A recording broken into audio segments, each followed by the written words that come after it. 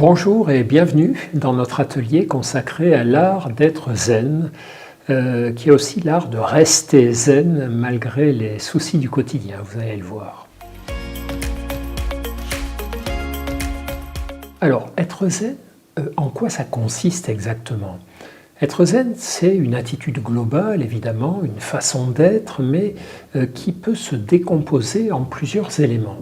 Être zen, c'est d'abord être en gros à l'équilibre émotionnel, c'est-à-dire que lorsqu'on a des émotions négatives qui sont inévitables, une fois de plus, parce qu'on est engagé dans une vie quotidienne qui nous expose à l'échec, à l'adversité, aux contrariétés, lorsqu'on a des émotions négatives, eh bien faire que celles-ci ne prennent pas une place excessive, pas rentrer dans des colères terribles ou des soucis terribles par rapport à une adversité normale, dirons-nous. C'est aussi faire de la place à nos émotions positives, nous le verrons. Donc, cette dimension émotionnelle, il y a aussi une dimension psychologique qui concerne nos pensées. Être zen, c'est finalement avoir du recul sur ce qui nous arrive, avoir des pensées par rapport à ce qui nous arrive, qui ne soient pas des pensées catastrophiques ou dramatisantes. C'est aussi faire preuve de discernement, faire, comme on dit, la part des choses. Être zen, c'est être capable de prendre les problèmes pour ce qu'ils sont et pas pour plus qu'ils ne sont, en quelque sorte. C'est en rester au réel et ne pas partir dans des inquiétudes virtuelles. Être zen, c'est aussi un ensemble de comportements, une façon de se comporter dont on pourrait dire qu'elle est caractérisée par le fait que nous répondons aux événements de vie plutôt que nous n'y réagissons. Alors la différence entre répondre et réagir, elle est simple, c'est que dans la réponse, j'intercale mon intelligence et ma conscience. Il m'arrive quelque chose, je prends le temps de me demander en quoi ça consiste, quel impact ça a sur moi, qu'est-ce qu'il serait bon de faire, plutôt que, ça c'est la réponse, plutôt que simplement réagir avec mes habitudes, avec mes névroses, avec mon passé, avec mes automatismes. Donc vous êtes sans doute en train de vous dire que c'est plus facile à dire qu'à faire, et vous avez bien raison, mais pour autant, l'art du zen, c'est aussi parfois l'art de ne pas se précipiter sur ce qu'on a à faire, sur ses jugements, sur ses certitudes, et l'art de prendre un peu de temps pour examiner ce qui nous arrive à l'extérieur et à l'intérieur. Voilà, donc c'est un petit peu l'ensemble de ces éléments que nous allons aborder aujourd'hui. Rester zen, comment peut-on y arriver ? Il y a un certain nombre de choses qu'il est important de se rappeler. La première, c'est qu'on ne peut pas décider comme ça, du jour au lendemain, de devenir zen. C'est quelque chose à quoi nous allons nous entraîner. Et vous savez, tout comme on ne peut pas décider d'être heureux ou décider d'être toujours calme ou toujours bienveillant, on doit s'y entraîner. Le zen, c'est la même chose et ça ressemble exactement à la condition physique. On ne peut pas décider de courir plus vite ou plus longtemps. On ne peut pas décider d'être plus souple ou plus musclé. On peut juste décider de s'y entraîner. L'autre point important, c'est qu'il ne faut pas s'emprisonner dans la nécessité, l'obligation d'être zen tout le temps. Parfois, la vie est compliquée et on peut se permettre des petits dérapages. Donc, ne nous laissons pas capturer dans une sorte de zen attitude qui couperait toute forme de spontanéité chez nous. Vous savez, c'est un peu agaçant toujours les gens qui essaient de vous faire croire qu'ils sont ultra zen alors qu'on sent qu'à l'intérieur, c'est pas tout à fait ça. On laisse tomber ces histoires de faux semblants. Et le troisième point, c'est que lorsque nous avons du mal, lorsque nous vivons des faux pas, lorsqu'on s'énerve alors qu'on aurait voulu rester calme en accompagnant un de nos enfants en train de faire ses devoirs, eh bien, il ne faut pas s'en vouloir. Il faut se dire que voilà, ce sont des choses qui arrivent, donc inutile de se démoraliser, inutile de s'autocritiquer, inutile de tout abandonner. Ça fait juste partie des petits obstacles sur le chemin. Alors, pour rester zen, j'ai choisi de vous proposer 4 voies. La première, c'est une voie inspirée de ce qu'on appelle la philosophie stoïcienne, c'est un travail sur les pensées. La deuxième, c'est la voie de la méditation, un travail sur le recul et sur les émotions. La troisième, c'est la voie de la psychologie positive. Et la quatrième, c'est un petit rappel sur le fait qu'être zen, c'est aussi une façon de regarder notre vie. Et c'est aussi donc une philosophie de vie. Concernant la philosophie stoïcienne, la philosophie en général d'ailleurs, et son rapport au zen, vous savez sans doute que, évidemment, ce n'est pas d'aujourd'hui que les humains, que les femmes et les hommes ont envie d'être plus paisibles, d'être plus calmes, d'être plus zen, comme on le dit. Ça fait très longtemps, évidemment, qu'on a observé que c'était un problème d'être trop réactif, trop stressé, trop inquiet, tout ce que vous voudrez. Et donc, dès la naissance de la philosophie, notamment la philosophie grecque, des penseurs et des penseuses se sont penchés sur ce que ça pouvait être, sur les efforts qu'on avait à conduire dans ce domaine. Alors les Grecs de l'Antiquité appelaient ça l'ataraxie, c'est cet état de paix intérieure, de sérénité qui ressemble un peu à ce qu'on décrirait aujourd'hui sous l'appellation il ou elle est très très zen. Voici ce qu'en disait un philosophe grec nommé Épictète. Ce qui trouble les hommes, ce ne sont pas les choses, mais les jugements qu'ils portent sur les choses. Ce que veut dire Épictète, c'est que finalement, nous pouvons souffrir de deux manières, et pour deux raisons. La première source de souffrance, ce sont les événements eux-mêmes, l'adversité, les contrariétés, les difficultés. Nous ne les inventons pas, elles sont bien là. Mais il y a une deuxième manière de nous faire souffrir, c'est nous raconter des histoires sur ces événements. Nous dire que c'est injuste, nous dire que c'est pas possible, nous dire que nous n'arriverons pas à nous en sortir, nous dire que c'est toujours sur nous que ça tombe. Toutes ces pensées sont des pensées qui aggravent notre stress et qui nous éloignent pour le coup énormément du zen. Donc ce que nous disaient les philosophes stoïciens, ce que nous disent aujourd'hui d'ailleurs les psychothérapeutes qui font ce qu'on appelle des thérapies cognitives, c'est la chose suivante. C'est très important dans la vie quotidienne, et notamment lorsqu'on a des soucis, de différencier ce qui se passe, les faits, la réalité, de notre jugement sur ces faits et cette réalité. Ça paraît évident comme ça, mais souvent nous sommes dans la confusion permanente. Si quelqu'un nous coupe la parole sans arrêt, on a du mal à se dire, un, les faits, c'est qu'on me coupe la parole, et deux, ma lecture des faits, c'est que c'est injuste, c'est pas bien, ce type est arrogant, il me méprise. Ça, c'est mon interprétation des faits. Elle est peut-être vraie, elle est peut-être fausse, mais c'est très important de me dire, attention, tu as d'un côté les événements et de l'autre ta lecture des événements. Et la manière dont nous lisons les événements peut conditionner notre état émotionnel. Si j'ai une lecture négative, eh bien je serai stressé, abattu, dévalorisé. Si j'ai une lecture positive ou même neutre, si je me dis, bon, ben, ce bonhomme qui te coupe tout le temps la parole en réunion, il t'en veut pas à toi, il veut pas te gâcher la journée, il veut pas. C'est pas parce que tes idées sont mauvaises, il fait toujours comme ça, à tout le monde, à toutes les réunions. Donc, vois-le plutôt comme une contrariété naturelle, comme un orage ou comme des frelons, plutôt que comme quelqu'un qui t'en veut et qui te rappelle que tu ne vaux rien, que tu ne sais pas t'imposer, etc. Donc, ça paraît simple, effectivement, mais c'est un enseignement fondamental depuis donc la nuit des temps, la philosophie stoïcienne, jusqu'à aujourd'hui. Et donc, ça veut dire que nous avons du mal à le faire au quotidien, c'est ce type d'effort. Et donc, ce qu'on recommande souvent à nos patients pour ça, c'est de leur dire, voilà, c'est un petit peu comme si nous étions, quand nous sommes stressés, sous l'emprise d'une dictature, la dictature de l'interprétation négative, on prend tout de travers, on voit tout négativement, et que c'est comme si nous voulions rétablir la démocratie et donner la parole à la voix de l'opposition. On m'interrompt parce qu'on me méprise ou parce que je ne suis pas à la hauteur, c'est une interprétation. Et l'autre interprétation, c'est j'y suis pour rien, ce type interrompt tout le monde, il est insupportable, etc. Et vous voyez que si j'arrive à être dans une lecture moins négative, mon état émotionnel sera lui aussi moins négatif. Donc l'idée, c'est d'établir régulièrement chaque fois que je suis stressé et loin du zen, donc un fonctionnement démocratique au niveau de mes pensées. C'est tout un boulot, effectivement, mais vous allez voir, c'est très passionnant. Notre deuxième volet de cet atelier consacré à l'art d'être zen porte sur la méditation, et plus précisément la méditation de pleine conscience. Vous savez que la méditation, c'est un sujet qui est très à la mode.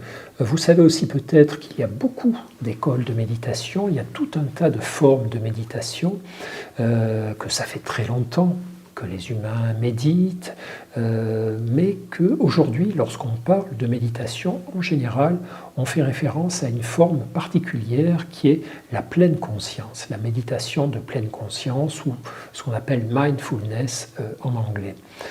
Cette méditation de pleine conscience, qui est celle que nous utilisons par exemple en médecine, en psychologie, mais qui s'utilise aussi dans le monde de l'éducation ou de l'entreprise, elle a des caractéristiques très précises. C'est une méditation laïque, là où la plupart des écoles de méditation appartiennent à des mouvements religieux ou sont en quête de spiritualité. Là, on est dans un outil laïque. Deuxièmement, c'est une méditation d'apprentissage simple et relativement rapide. En quelques mois, on peut en maîtriser les bases, là où les autres écoles, une fois de plus, nécessitent un parcours initiatique sur plusieurs années. Et troisièmement, c'est une approche de la méditation qui est validée par de nombreuses études scientifiques.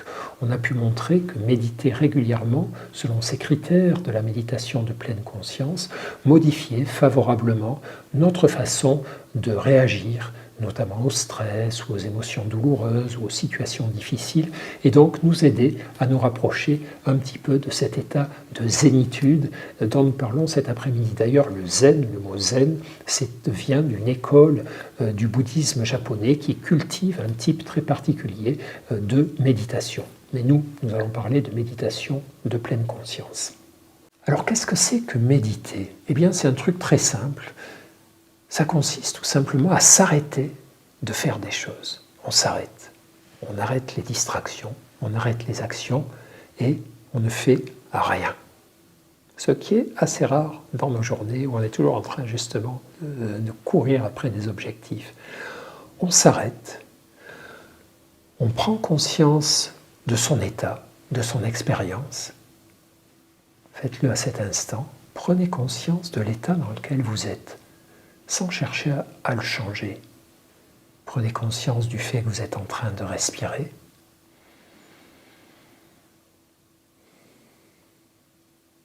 Prenez conscience de l'état de votre corps. Comment êtes-vous installé ?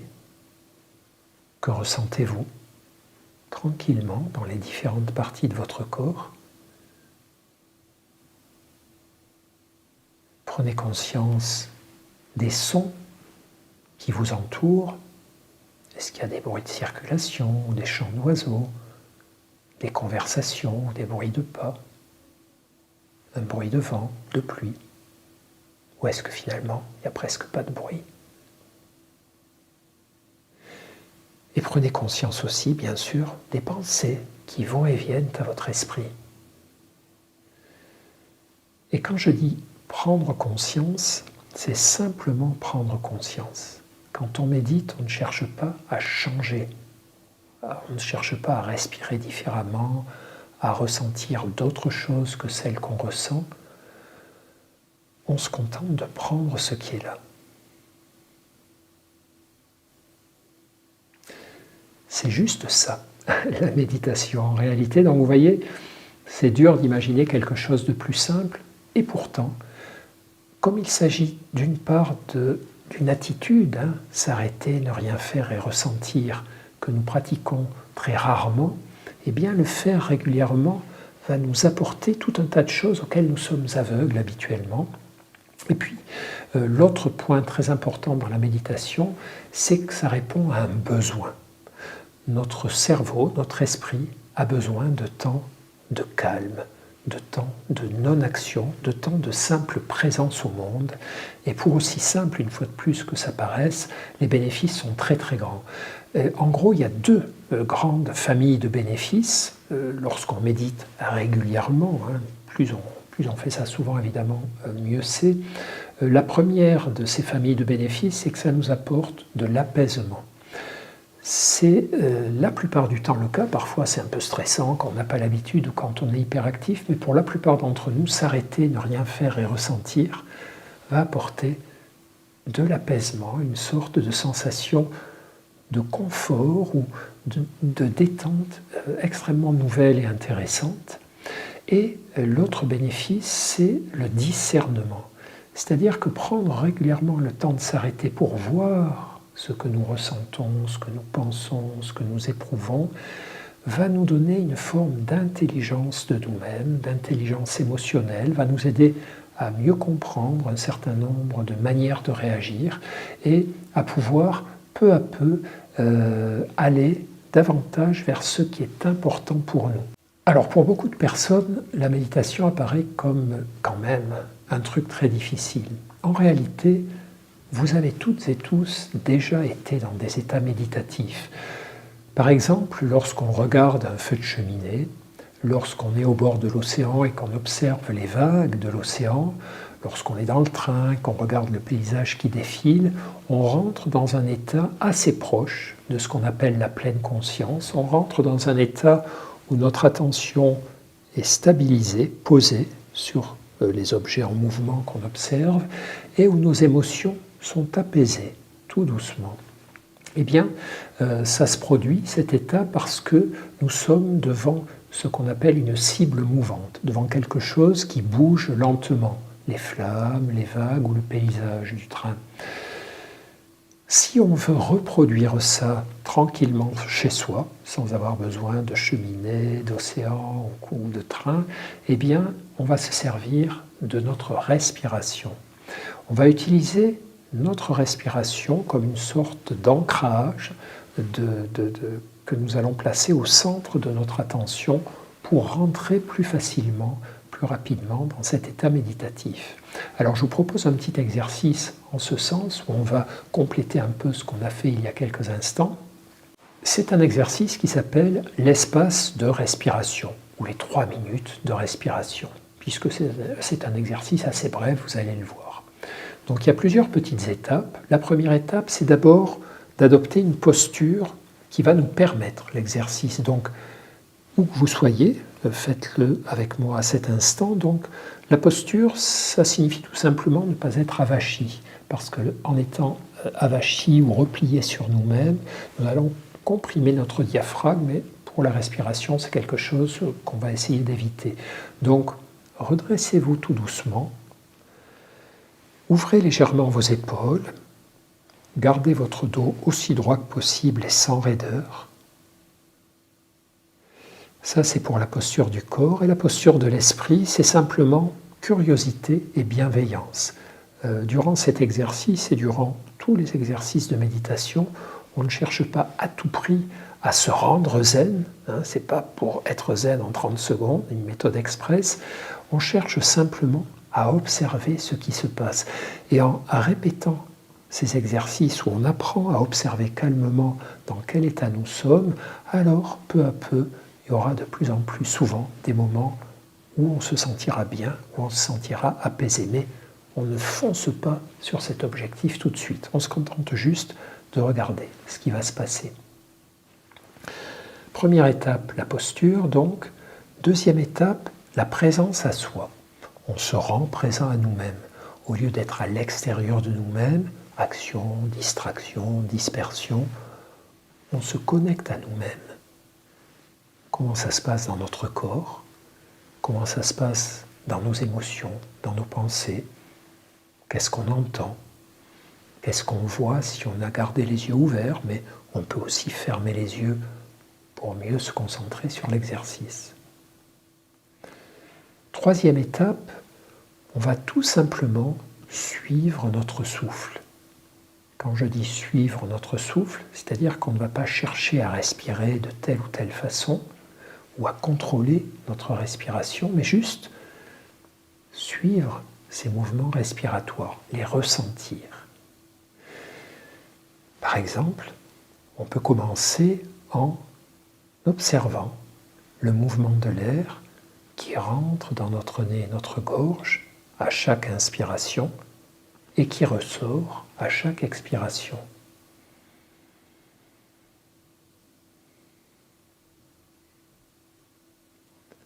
En notant peut-être que l'air est légèrement plus frais lorsqu'il entre, légèrement plus tiède lorsqu'il ressort.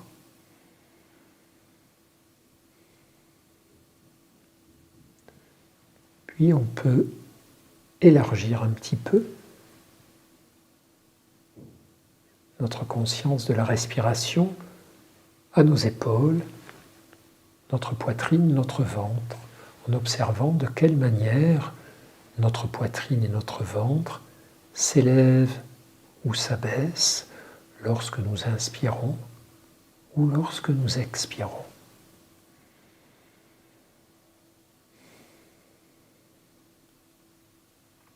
Rien d'autre à faire que ressentir le souffle qui va et vient. Il n'y a rien à changer, juste ressentir, observer.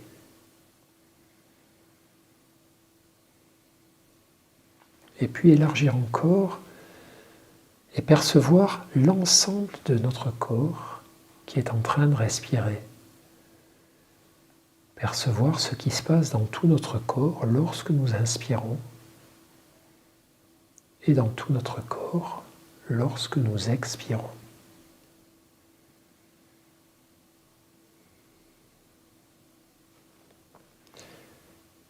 Et puis si on a du temps, on reste comme ça, 1, 2, 3, 5, 10 minutes, simplement à suivre et à ressentir les mouvements de notre souffle, et puis bien sûr à y revenir, puisqu'à certains moments nos pensées vont vagabonder, c'est pas grave, c'est normal, quand on s'en aperçoit, on revient vers la conscience de notre souffle.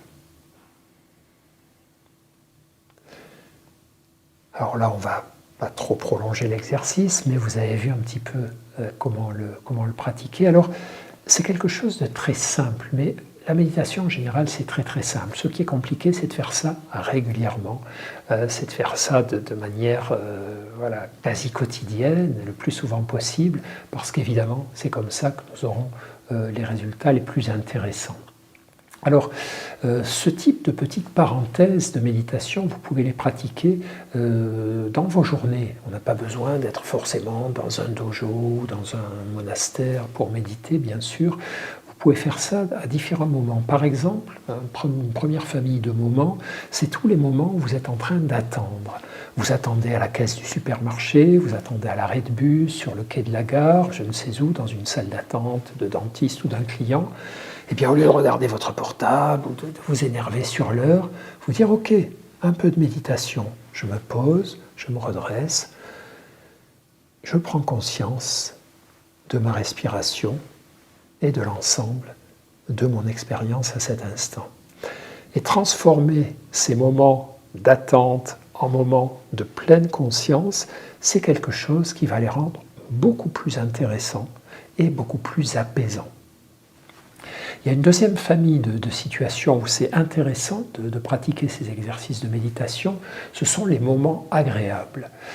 Quand je suis en train de vivre un moment agréable, je sors du bureau le soir, il y a un beau ciel, un beau soleil couchant, où je vois des enfants qui jouent, où je suis avec des amis dans un jardin tranquille, là un peu dans un coin.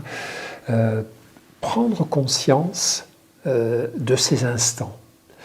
Et alors ça ne veut pas dire, tiens, réfléchir à ces instants, ça ne veut pas dire, tiens, c'est chouette, c'est super, j'ai de la chance, ça veut dire juste, arrête-toi, ne fais rien d'autre que regarder le ciel, regarder les enfants, écouter de loin le bavardage de tes amis, de ces gens que tu aimes, en respirant, en ressentant ton corps, en te sentant simplement présent à la situation.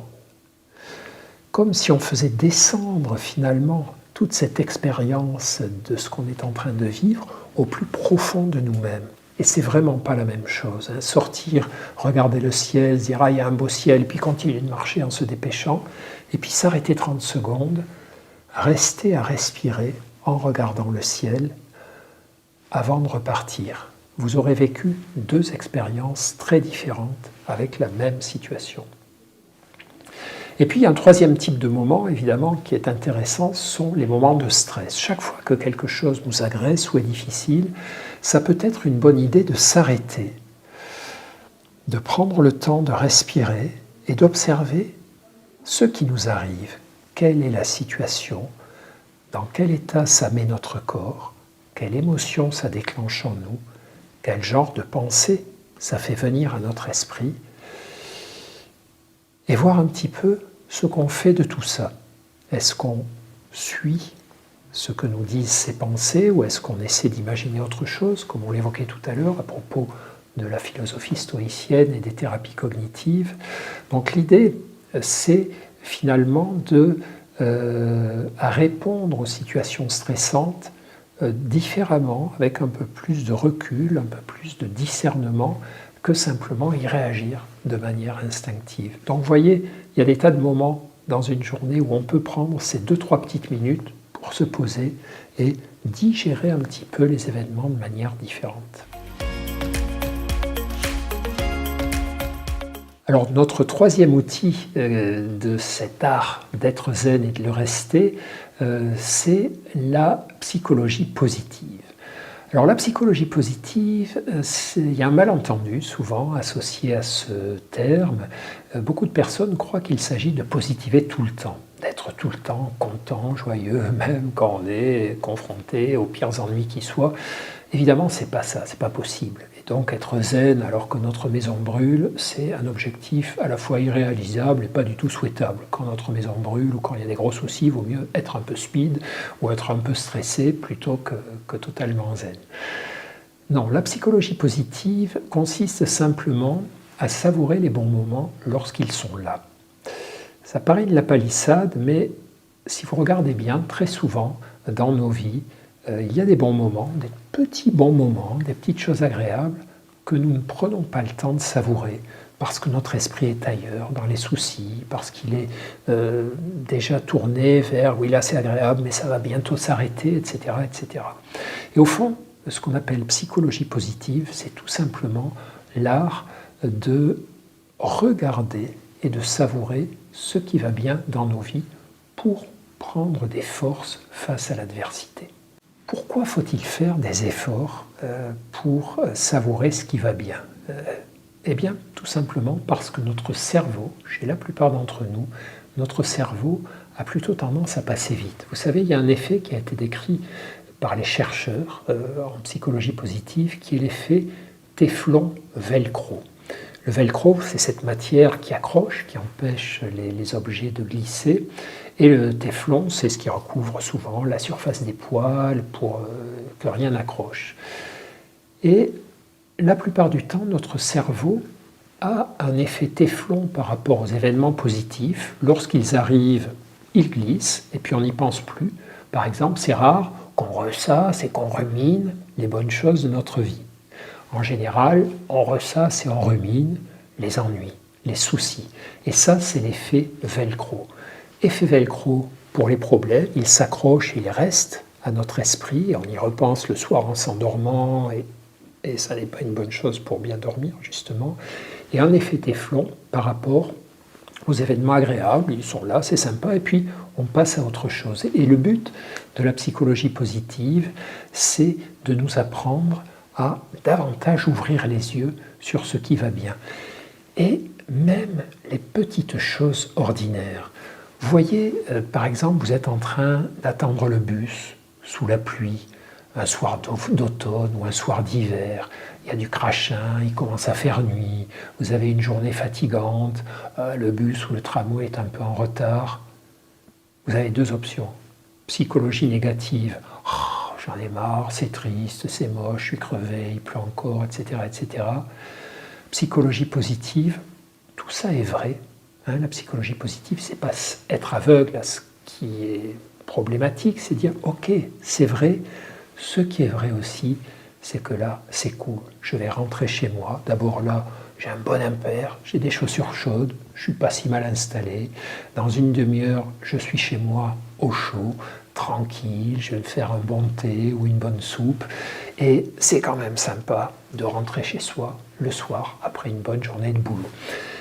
Et c'est ça, l'idée de la psychologie positive, c'est de se dire, il y a des problèmes et je m'occupe des problèmes quand il y a lieu, mais pour avoir la force de m'occuper des problèmes et de m'en occuper de façon zen, calme, déterminée, sans surchauffe, eh bien, je prends cette force dans les petits moments agréables, les petits copeaux de bonheur, les petits copeaux de bien-être qu'il y a tout au long de mes journées. J'essaie d'inverser l'effet velcro téflon. J'essaie parfois de laisser un peu glisser les petites contrariétés sans gravité et de m'accrocher un petit peu aux bonnes choses de ma vie. Je peux aussi y repenser le soir en m'endormant, etc. Voilà.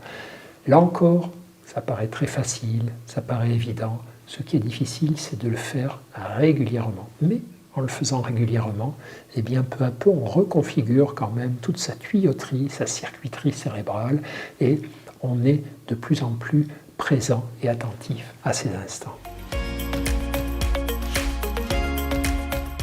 Et puis nous allons terminer cet atelier sur un petit rappel. Finalement, être zen, c'est pas seulement un petit truc, un petit déclic, une petite attitude superficielle, c'est vraiment une philosophie de vie. C'est être capable de regarder la vie en face. Être zen, c'est pas intéressant si c'est un aveuglement vis-à-vis des problèmes et je ne veux pas savoir, je ne veux pas voir, je ne veux m'occuper que des choses qui vont bien. Ça ne marche pas comme ça la vie. Être zen, c'est être capable de voir qu'il y a des moments difficiles dans la vie, mais de voir aussi qu'il y a des tas de moments agréables, heureux, épanouissants, nourrissants, qui me permettent de faire face aux moments difficiles. Et finalement, c'est pour ça que je vous parle de philosophie, c'est exactement à ça que ressemble la condition humaine. La condition humaine, c'est un truc assez triste au fond, si on ne voit que les aspects négatifs. On va naître, on va souffrir, les gens qu'on aime vont souffrir et à la fin, tout le monde meurt. Mais la condition humaine, c'est aussi d'autres choses. C'est qu'entre les moments de souffrance un peu inévitables, entre les moments d'adversité un peu inévitables, il y a quand même des choses extraordinaires, des instants de camaraderie, d'amour, de joie, de réussite partagée, des choses incroyablement belles, touchantes, ou tout petitement belles et touchantes, qui font que, à la sortie, il y a ces côtés un peu douloureux, mais il y a tellement aussi de côtés heureux que finalement, peut-être que les ennuis arriveront demain, mais en attendant, je suis vivant, je suis présent et je peux profiter de plein de bonnes choses qui me sont offertes. Voilà, on va arrêter notre petit atelier sur ces paroles de conclusion. Vous imaginez bien sûr qu'il y aurait des tas et des tas d'autres choses à dire, mais l'idée c'était de vous proposer ce petit survol, d'amorcer votre réflexion et votre envie de continuer toutes ces choses-là de votre côté. Merci en tout cas d'être resté avec nous et soyez aussi zen que possible, le plus souvent possible.